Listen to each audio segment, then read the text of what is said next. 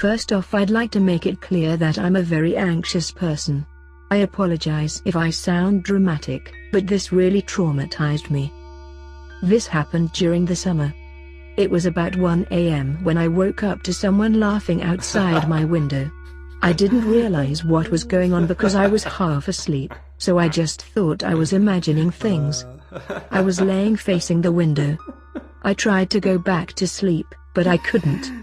I still heard the person laughing. My window was closed and I could still hear them. Then I realized I was fully awake and there was someone outside my window laughing.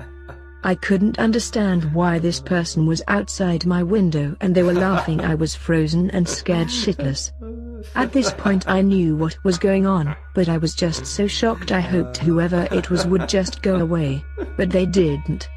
I couldn't believe this was happening. I then jumped up from my bed and locked all my windows and went into my parents' room to wake up my mum.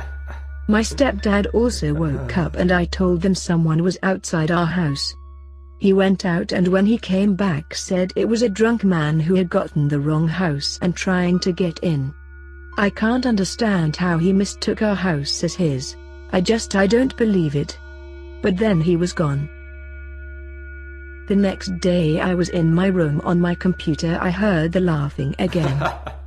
I was so scared I couldn't move. The guy just kept laughing and laughing.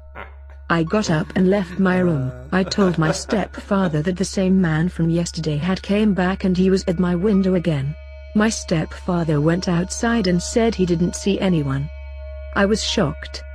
Later that night I couldn't sleep. I was up all night on my computer. Then suddenly I heard the laughing again. When I looked at the window, it was my stepfather outside the window looking at me.